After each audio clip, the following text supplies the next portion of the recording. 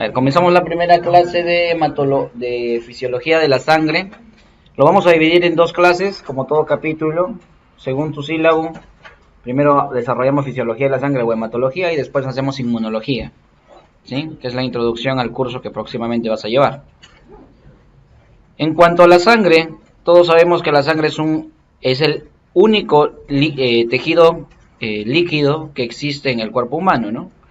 El único tejido de naturalezas líquidas, debido a que tiene gran y abundante, ¿qué? ¿Plasma? No, ¿cómo se llama? Matriz, no. Yo también me estaba confundiendo, no es matriz extracelular, sino licor tisular, ¿sí? Abundante licor tisular. Ahí dice tisular, ya tú lo completas. Perfecto. Entonces, si tú una muestra de sangre la centrifugas, vas a obtener, después de hacer ese proceso de centrifugación, vas a obtener una columna con básicamente tres colorcitos, ¿no? Colorcito más o menos amarillo, que le llamamos el sobrenadante, considerado como plasma. Una columna a manera de una línea delgada, que es la capa leucocitaria, está entre comillas porque en realidad esta capa está formada más por plaquetas que leucocitos. Entonces debería llamarse capa plaquetocitaria en vez de leucocitaria, ¿sí? O sea, más hay plaquetas que leucocitos, pero los dos están ahí. Y finalmente en la parte inferior, por cuestiones de precipitación, tenemos la concentración de las células más abundantes, de los elementos formes, más abundantes de la sangre, que son los eritrocitos. Ahora, si yo midiese la altura total y saco qué porcentaje es la columna de eritrocitos con respecto a la altura total, eso recibe el nombre de hematocrito. Entonces el hematocrito es la relación que tiene la altura de la columna de eritrocitos con la altura total, y siempre se expresa en porcentaje. ¿Cuáles son los valores normales de hematocrito? Por ahora iniciando, vamos a decir 45%, ¿sí? Por ahora. Recuerda que todos los valores en el cuerpo humano son rangos, entonces ahora, simplemente como una información básica, decimos 45%. ¿Cuánto sería entonces la columna en porcentaje de plasma? Muy bien, 55%, casi 55%, ¿no? Porque te estarías olvidando de la capa leucocitaria. Perfecto. Hay una clara diferencia entre lo que llamamos plasma y lo que llamamos suero. ¿Cuál es cuál o cómo es la situación? Si a este sobrenadante tú le quitas los factores de coagulación, ¿qué tienes? El suero. Muy bien, entonces decimos que el plasma es la suma de dos cosas, del suero más los factores de coagulación. En una pregunta a los chicos se les complicaron la vida. La pregunta fue la siguiente: señale usted cuál no es una proteína sérica. ¿Cuál no es una proteína sérica? Y te ponían claves. Chicos, cuando decimos proteína plasmática y proteína sérica, muchos en la práctica médica lo atribuyen como sinónimos, ¿eh? Proteína plasmática con proteína sérica.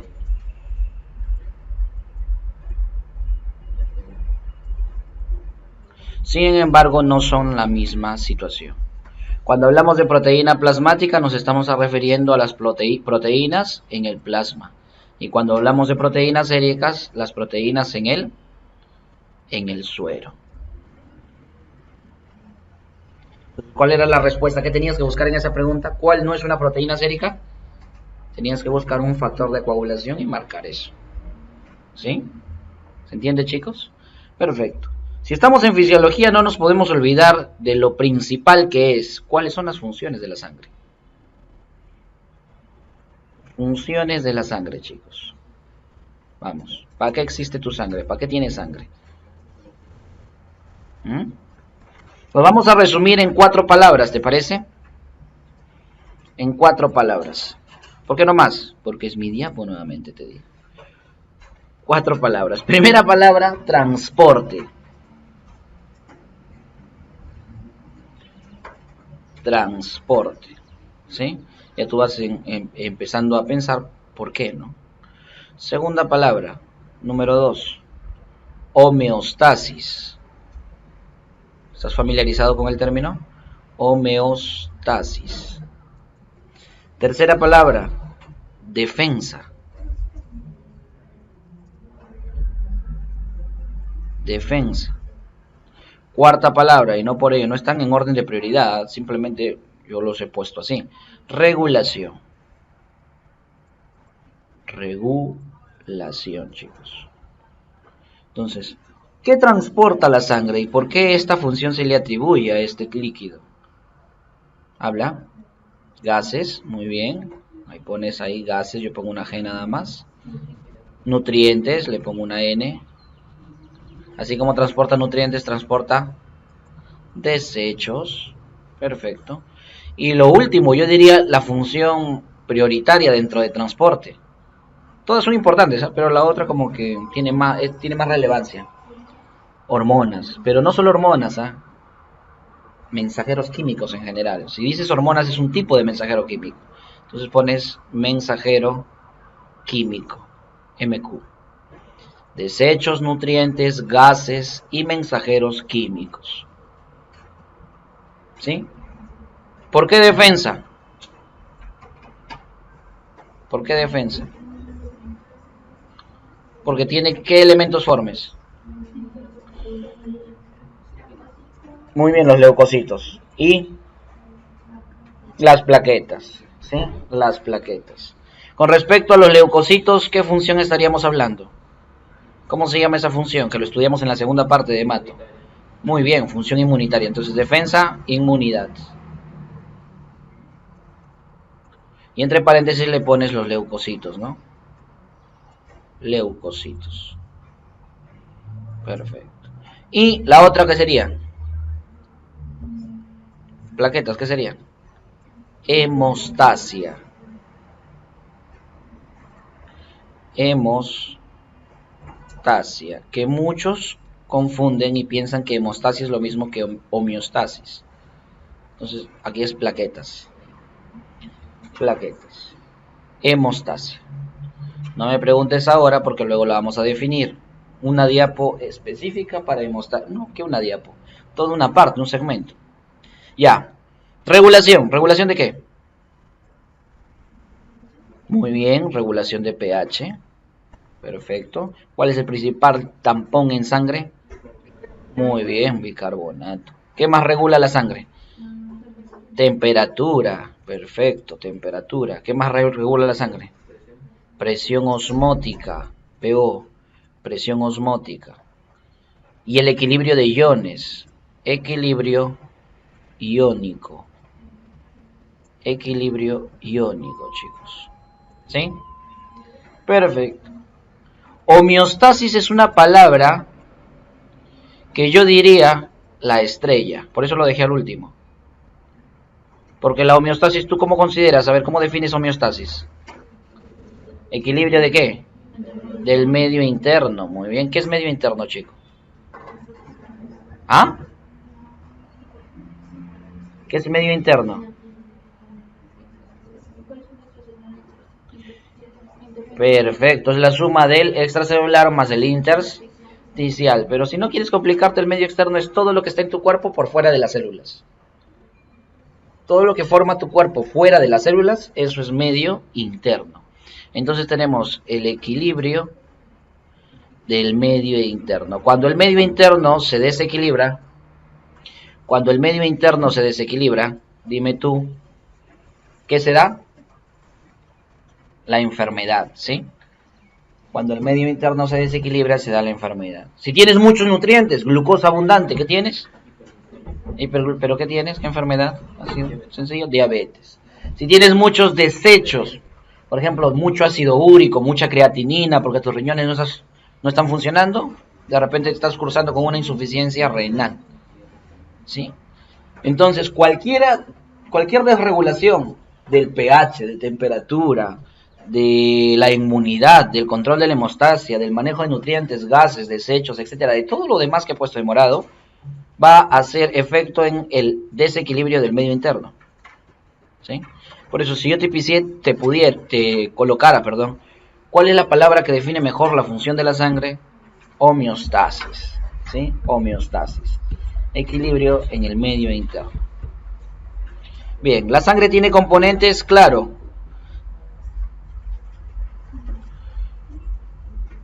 Vamos a ver. Los componentes que colocamos aquí son de plasma. El plasma tiene componente A, componentes inorgánicos, y el plasma tiene componente B, componentes orgánicos, ¿sí? Componentes inorgánicos y componentes orgánicos del plasma. Ahora, te pregunto, ¿cuánto es el volumen de sangre que existe? Sangre. ¿Cuánto tienes de sangre? Muy bien. Perfecto. Conocimiento que gracias a su compañera que tan emotiva lo responde, me hizo recordar así, de pronto. La primera vez que yo aprendí ese concepto. Era primer año, estaba en pabellón de bioquímica, sillas naranjas, más o menos sentado a la mitad de la columna derecha. En ese momento escuché que la sangre constituía el 8% del peso corporal. O sea, equivale al 8% de la masa corporal. Peso, no, porque peso tú sabes que es unidad de fuerza, se mide en newtons. Esto es masa. Y aproximadamente vendría a ser 5 litros. Una prox, ¿no? En una persona normal, común, corriente, campestre y silvestre. 5 litros. Ahora, de esos 5 litros de volumen sanguíneo, ¿cuánto es plasma? ¿Cuánto es plasma? Pueden sacar el 55% de 5 litros. ¿Alguien lo saca? ¿O yo lo tengo que hacer?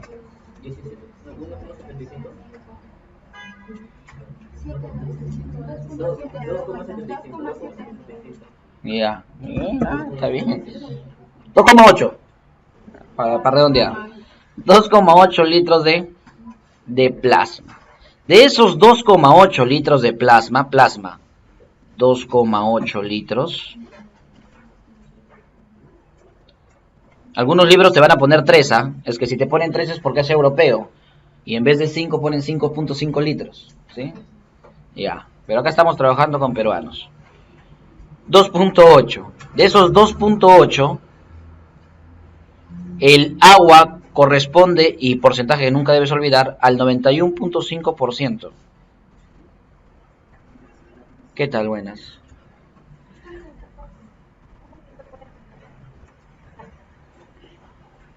,91,5% de agua, del plasma es agua. O sea, casi todo podríamos decir del plasma es agua. 91,5%. ¿Correcto? Las proteínas plasmáticas forman el 7% del plasma. Ojo, que esos porcentajes que estoy colocando es porcentajes del plasma. Esos dos valores, por favor, nunca te olvides. ¿Sí? Continuamos. ¿Tienes alguna pregunta? No. Ya. Los iones, que tú sabes que dependiendo de la carga se van a dividir en cationes, desde primaria te enseñaron eso, ¿verdad? O en aniones, tú sabes, cationes positivos, aniones negativos, son los más representativos, los que tenemos ahí en pantalla. Hay que aprender desde ya, que te va a servir para tu práctica médica, la concentración en sangre que hay de cada uno de ellos. Con respecto a iones, se miden en miliequivalentes por litro. Entonces, sodio, vamos, te escucho. En rango 135 a 145. ¿Sí?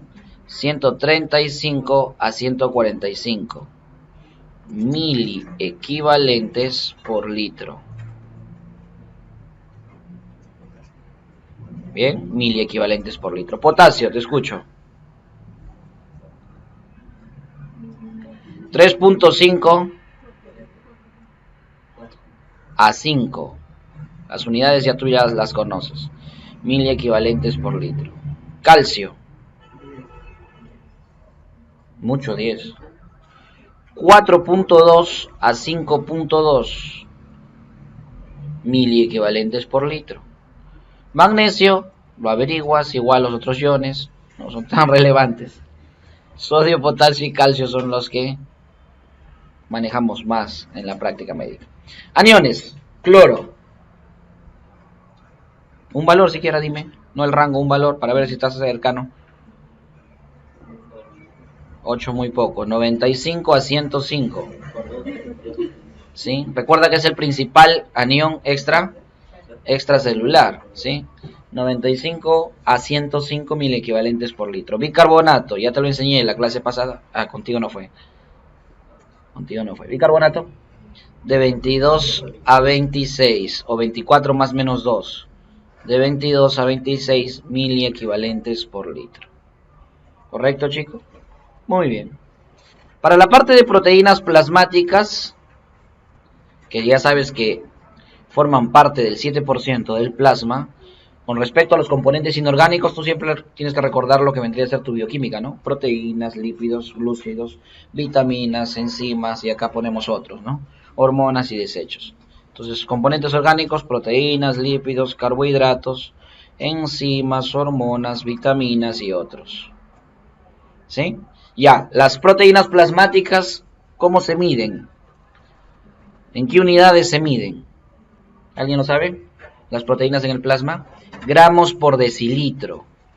¿Cuánto de proteína plasmática total hay? ¿Un valor? Dime un número. Ya, casi. 6.4 a 8.3. 6.4 a 8.3 gramos por decilitro. ¿Sí? Gramos por decilitro. ¿Cuál hay más? ¿Cuál hay más? ¿Globulinas o albúminas? ¿Cuál globulinas? Albúminas. ¿Ya ves? ¿Cómo me induces? Albúminas. ¿Cuánto de albúminas hay? Muy bien, 4 es un valor aceptable de 3.5 a 5. Así como el potasio, así como el potasio. Pero no mil equivalentes por litro, sino gramos por decilitro. Las globulinas, ¿tú sabes que se dividen en qué? Las globulinas se dividen en alfa, beta y gamma. Muy bien. Alfa, beta y gamma. A su vez las alfas son alfa 1, alfa 2 y las beta, beta 1, beta 2. Pero eso es meternos un poco a la ciencia ya de especialidad de hemato. Por ahora sí nada más. Lípidos, colesterol, habla. ¿Cuánto es tu colesterol? Confiésate. Menor de 200, muy bien, pero el rango de normalidad, porque también si tienes muy poco, 150 a 200 unidades miligramos por decilitro. Miligramos por decilitro. ¿Sí? Triglicéridos. ¿Cuánto? Ya, menor a 160. Entonces, de 35 a 100, el rango es muy amplio, a 160 miligramos por decilitro. Pongo dos comillas, porque ya sabes que estoy repitiendo la unidad de arriba, ¿sí? Glucosa. ¿Cómo está tu glucosa? 70 a 100. Sí, ese es el rango ideal. Sin embargo, los libros siguen diciendo de 70 a 110. Pero ya sabes que el rango ideal es glucosa tolerable hasta 100 miligramos por decilitro. Ojo, ¿has escuchado otra unidad en vez de decilitro que utilizan? Por ciento. Entonces es lo mismo decir miligramos por decilitro que miligramos por ciento. ¿En el laboratorio no estás utilizando esas unidades? Perfecto. Bien. ¿O no vas al laboratorio? ¿Cómo es?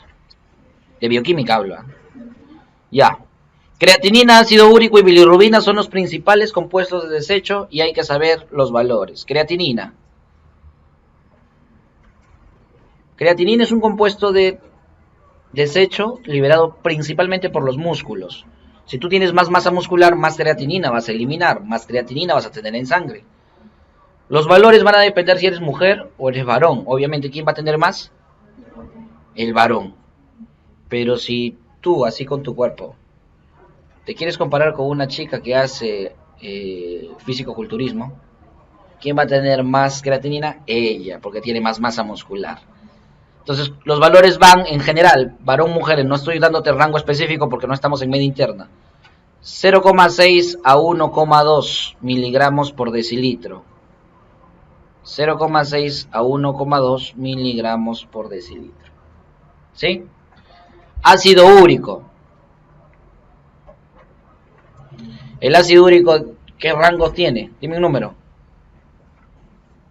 Dime un número. Toque, suelta nomás. Ya, está bien. 2.4 a 7. Para ver tu suerte nomás. De 2.4 a 7 miligramos por decilitro. De 2.4 a 7 miligramos por decilitro, ácido úrico, ¿sí? Recuerda que a veces también lo puedes expresar en milimol por litro, pero ahí el valor cambia, no se complica. Son factores de conversión, ¿no? Tendrías que dividir en este caso para transformarlo en milimol por litro. Ya, bilirrubina. Hay la bilirrubina total, la directa y la indirecta. Bilirrubina total, porque esa es la que estamos viendo acá, total. T de total, habla. Un valor. 1, ya, 1, perfecto. Bilirrubina total de 0,1 a 1,2 miligramos por decilitro. Miligramos por decilitro. Y algo para la vida, que no tiene que ver mucho con la clase, ahí le pones asterisco, si no es para la vida, porque en Notero 13 aprendiendo para la vida, no para un examen. ¡Ah! Estamos muy laga, ya. Bilirrubina directa. Bilirrubina directa, ¿es la que hay más o menos? ¿Cuál hay más? ¿De forma normal, directa o indirecta? Indirecta hay más, ¿sí? La directa hay menos. Los valores de bilirrubina directas tienen que ser menores a 0,3 miligramos por decilitro. No te olvides de eso, ¿eh? Todo lo que he colocado en pantalla son unidades con las que trabajamos en medicina una vez que ya entras a hospital y tienes que tenerlo ahí. O sea que hay que tomarle foto, ponerlo al fondo de pantalla, no sé, o colocarlo para que se te graben esos valores. Bien. A continuación, ¿cómo es que saben qué cantidad de proteínas hay en la sangre? ¿Qué tipo de proteínas? ¿Cómo es que dividieron estas proteínas en sangre? Para eso utilizaron una serie de máquinas que permiten, mediante campos electromagnéticos, por el grado de carga que tienen las proteínas, separarlas en bandas, ¿no? Colocas una muestra, en este caso de proteínas plasmáticas, se centrifuga esa muestra, se lo coloca sobre un portaobjetos y todo ese portaobjetos en un campo electromagnético y según carga se van agrupando. Las franjas negras, arriba, en la parte superior, las franjas negras simbolizan el agrupamiento de proteínas. Y entonces, de esta manera, las nombraron como las más abundantes la albúmina y le pusieron nombres, ¿no? Tenemos las alfa 1, las alfa 2, las beta 1, las beta 2 y estas vendrían a ser las gamma, ¿no? Perfecto. Ahora, dime, ¿dónde estoy colocando mi puntero? ¿Hay proteínas ahí o no? Sí, pero escasas, ¿correcto? Que no pertenecen ni a al grupo mayoritario de las alfa 1 ni al grupo mayoritario de las alfa 2. Entonces, para ser más específico, las demás proteínas que puedan tener la sangre se clasifican según esas rayas que he colocado de manera punteada de arriba a abajo. O sea, todo lo que esté dentro de estas dos rayas serían las alfa 1, de la misma manera acá, de la misma manera acá, y todas las de aquí serían las gamma. Entonces, aquí hay una controversia. Si tú revisas los libros de fisiología, el fibrinógeno, que es el fibrinógeno, dentro de este gráfico, ¿qué tipo de proteína plasmática sería? Gamma globulina. Pero el fibrinógeno en cualquier libro lo encuentras como una beta globulina. ¿Sí? ¿Y eso por qué? Por la distribución que tiene. O sea, recuerda que las clasificaciones lo hace el humano. Entonces, no todo puede encajar dentro de la clasificación del humano. O sea, Diosito no creó y dijo alfa 2, beta 1, beta 2 y gamma. No, eso el humano lo nombró. Y ahí se dieron cuenta con estudios más posteriores que existe una franja de proteínas que se ubican hacia este lugar. Y las llamaron las que están antes de la albúmina, o sea, las prealbúminas. Muy bien, las prealbúminas. Entonces, todo este gráfico, Albert, nosotros como médicos nos relacionamos con ese gráfico, o sea, tenemos que aprender todo eso. No. Lo que tienes que aprender es que existe esta clasificación y que la gráfica, porque te va a venir como un reporte de laboratorio, la gráfica del proteinograma, esa curva roja que tú ves ahí. Esa es la gráfica del proteinograma. Bien. Proteínas plasmáticas, conceptos a discutir a efectos del tema del capítulo. Número 1, primer punto, origen. ¿Cuál es el origen de las proteínas? ¿Dónde se originan las proteínas plasmáticas? ¿Te escucho? ¿Dónde se originan? En el hígado. Es el principal lugar de formación de las proteínas plasmáticas. Casi todas se forman ahí. A excepción, por ejemplo, de las gamma globulinas. Las gamma globulinas, ¿dónde se forman? Por las células plasmáticas. Claro, las inmunoglobulinas, las células plasmáticas, muy bien. A excepción, por ejemplo, de las proteínas mezcladas con lípidos, junto con proteínas de tipo APO. ¿Recuerdas? Las lipoproteínas. Lipoproteínas. Mencióname una lipoproteína. HDL, VDL, VLDL, ¿sí? El kilomicrón, ¿sí? Son proteínas formadas ¿en dónde? En el intestino. Las células se llaman enterocitos. Y el hígado también, ¿ah? Y el hígado. Enterocitos y el hígado. Entonces, fuera de lo que he mencionado aquí, todas las proteínas se producen en el hígado. Primer concepto clave. Proteínas que se producen en el hígado. 1. Origen. 2. Segundo concepto importante para el capítulo, la clasificación. Clasificación. ¿Cómo se clasifican? En albúminas y globulinas, ¿verdad? Ya, las globulinas, vamos a ver, la clasificación de las globulinas. Alfa 1. Ejemplos de alfa 1. Dime una. La alfa 1 antitripsina.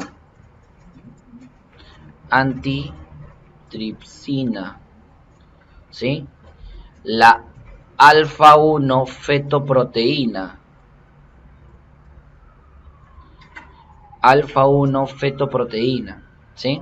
La alfa 1 lipoproteína. Albert, si me preguntan cuál no es alfa 1, si me ponen alfa 1, yo sé que es alfa 1. Lipoproteína. No te van a poner alfa 1 al inicio, pues. Te van a poner, señale usted cuál no es una proteína alfa 1. Antitripsina, fetoproteína, lipoproteína, glicoproteína ácida y un distractor, ¿no? Alfa 1, glicoproteína ácida. ¿Cómo pongo ácida? Así, mira, ácida. Ahí tienes 4 ejemplos de alfa 1. Vamos a ver, alfa 2. ¿Te acuerdas alguna de alfa 2? No, Albert, porque todavía no lo llevo. Pero ya lo vas a llevar. Alfa 2. ¿Sí? Vamos. La ceruloplasmina. ¿Te acuerdas algo de la ceruloplasmina? De pre, que te habían enseñado. Es el transportador de qué ion? De cobre. ¿Sí? Es el transportador del ion cobre. Perfecto. Ceruloplasmina. Luego tenemos la alfa 2 lipoproteína. Alfa 2 lipoproteína. Y una que me estoy olvidando, la más importante, junto con la ceruloplasmina, la alfa 2 macroglobulina.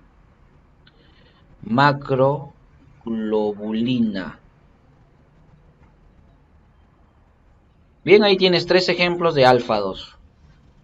Las beta también se van a dividir en beta 1 y beta 2. Como beta 1 tenemos la transferrina, proteína importante para el transporte de ¿qué? De hierro, muy bien. Transferrina, transporte en sangre de hierro. Luego tenemos la hemopexina. Hemopexina, ¿sí? Una proteína del complemento que es específicamente la C4, es una beta 1 globulina, la C4, ¿sí? Y tenemos la beta lipoproteína. beta lipoproteína. Vámonos. Beta lipoproteína, ahí está. Vámonos a la última. ¿Qué color elijo? Amarillito. Beta 2. En la beta 2 tenemos al fibrinógeno. Que te dije, ¿no? La controversia. Fibrinógeno. Tenemos al lactógeno placentario. Lactógeno placentario. Y a la beta 2 macroglobulina.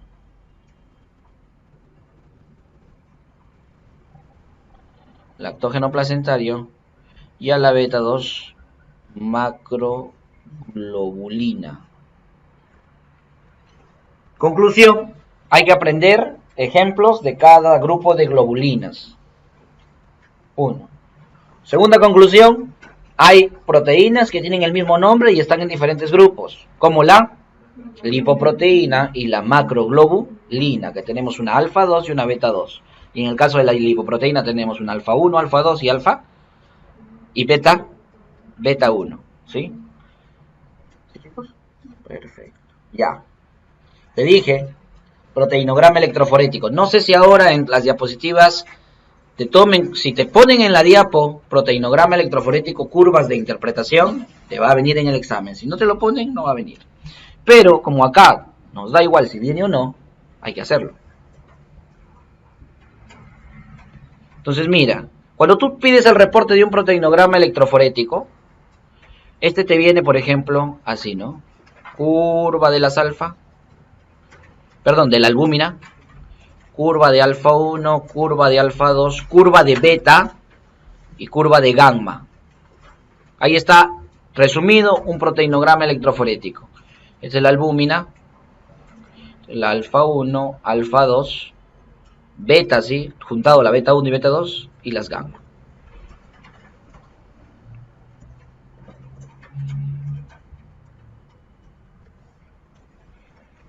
¿Qué pasa si el proteinograma te viene así, ¿no?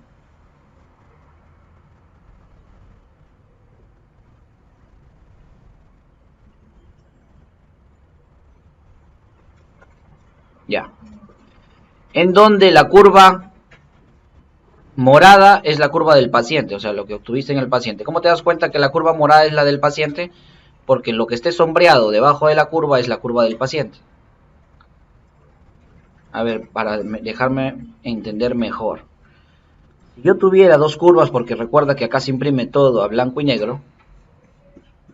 Si yo tuviera dos curvas así, una así y la otra así, y está pintado así, ¿cuál es la curva en este caso del paciente? ¿La que está arriba o abajo?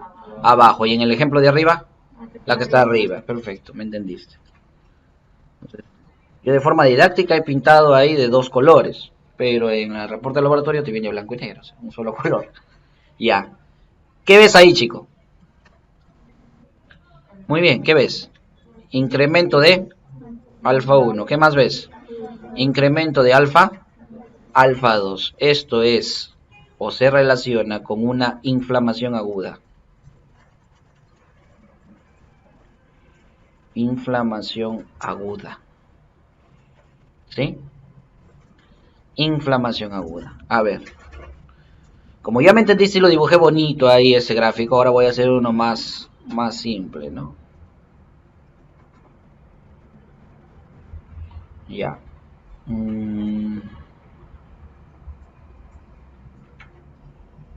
Pinto así. Lo voy a pintar de rojo porque si no...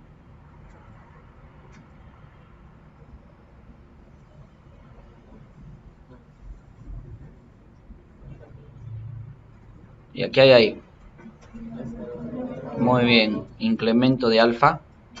Si solamente se incrementa la alfa 2, la inflamación es subaguda. Inflamación subaguda, chicos. Tenemos inflamación aguda, incremento de alfa 1 y alfa 2. Ahora, si te preguntan, que no creo que lo hagan, pero lo van a hacer, no en tu curso de fisiología, ¿Cómo se llama la alfa que aumenta en una inflamación aguda? Aptoglobina. Aptoglobina. He colocado diapo en blanco, ¿no? Si regreso se borra todo. Aptoglobina. Es la molécula que aumenta. Es la molécula alfa que aumenta. Sí, es que en inflamación aguda. En inflamación aguda. Bien. A ver. Otro gráfico. Curva, curva, curva, curva, curva. Y acá tenemos una curva así y otra curva así. ¿Correcto? También esta de acá. Y ya. Tengo que pintarlo de otro color porque si no...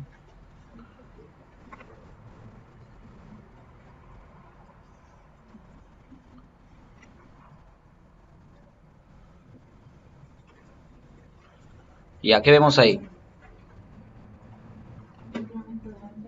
Muy bien. Aumento de alfa 1. Aumento de alfa 2. Muy bien, aumento de las gamma. ¿Qué es esto? Inflamación crónica.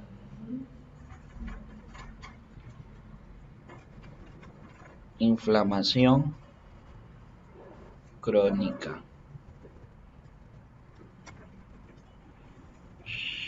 Pones ahí tu separador. Tenemos ya inflamación crónica, inflamación aguda, inflamación subaguda.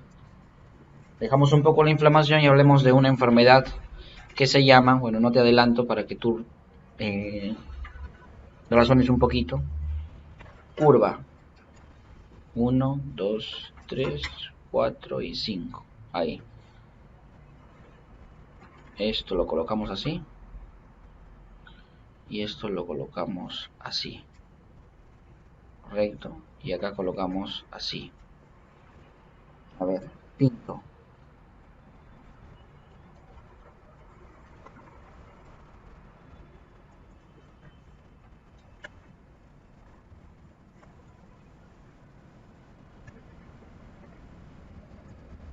Me está traicionando la laptop. Vamos a reiniciarla, creo. Está muy la. Ya, ¿qué hay? Disminución de albúmina. Disminución de gamma. Aumento de alfa 2. ¿Sí? Chicos, ¿por qué crees que se está disminuyendo la albúmina? La albúmina es una proteína grande, de alto peso molecular. Una de las mayores dentro del plasma que tiene el peso molecular más elevado. La única forma de que salga la albúmina es porque te está desangrando o porque un órgano que filtra le está dejando ir. El riñón. Y en abundancia. Entonces eso es el proteinograma electroforético de un síndrome nefrótico. Síndrome nefrótico. Chico, puede venir la pregunta, dibujándote y presentándote el proteinograma electroforético, señale usted bajo este proteinograma qué podría pensar como primera opción. O te puede decir, en un paciente cuyo reporte de proteinograma tiene una disminución de albúmina, una disminución de gamma globulinas y un aumento de alfa 2 globulinas, ¿usted en qué podría pensar? Síndrome nefrótico. Se te lo puede venir literal o te puede venir con lo que vendría a ser la gráfica. ¿Sí? Uno más. O creo que me alcanza para dos más. Vamos. Curva, curva, curva, curva, curva. De esta manera. Aquí le ponemos un tope. Aquí.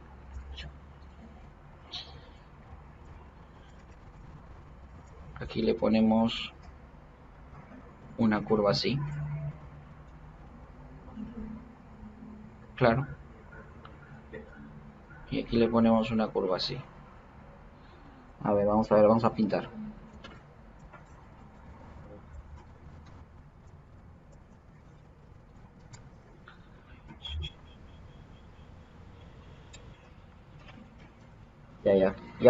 Ya recuperó la velocidad, ya. Ahí está. Ya, te creo si me lo dices, si me describes lo que dice ahí. Ya. Disminución de albúmina.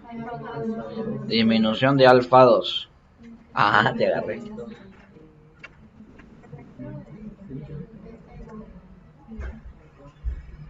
beta gamma. Se le llama imbricación beta gamma. Imbricación beta gamma. Clásico de la cirrosis.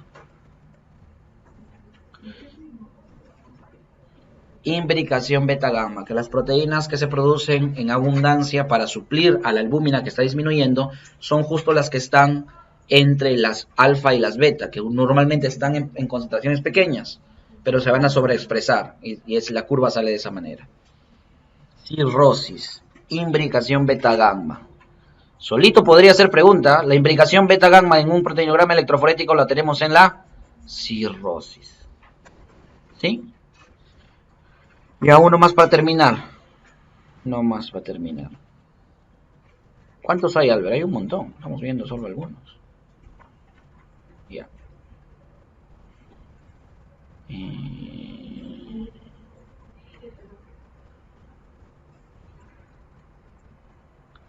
Quitamos.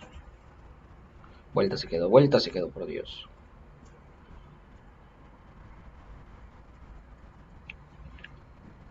Quitamos. Quitamos. Quitamos.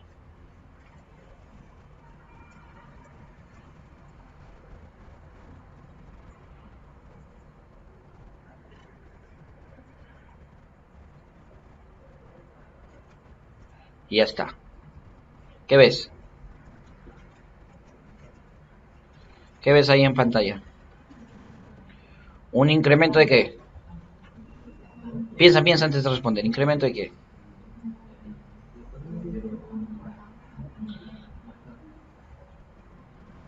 Porque sería incremento de albúmina si la curva como lo ves en el caso de la inflamación, perdón, incremento de gamma globulina en el caso de inflamación crónica, mira cómo es el incremento de la gamma globulina. ¿Sí? O sea, las dos curvas son igualitas en ancho. Pero acá tenemos que el incremento es hacia un solo lado, concentrado. O sea, ¿están aumentadas todas las gamma globulinas? Solamente una. Esto se llama una gammapatía monoclonal.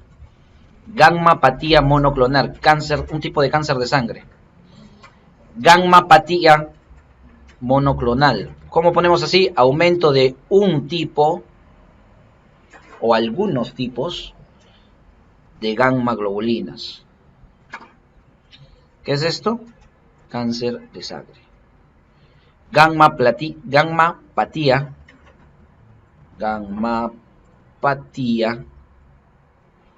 A ver si termina de escribirse. Ahí está. Monoclonal. ¿Se entiende, no? ¿Por qué monoclonal? Un solo tipo. ¿Te lo dejo de tarea o te lo digo?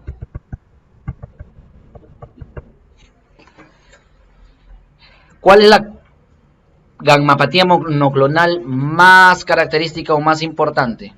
El mieloma múltiple, chicos. Es un tipo de gammapatía monoclonal. Mieloma múltiple. Si quieres leer un poco de ello. Pasamos entonces. Y hemos hablado de la utilización y la importancia del proteinograma electroforético. ¿Sí? En sangre. ¿Sí? Cáncer en sangre. De células sanguíneas. Ya.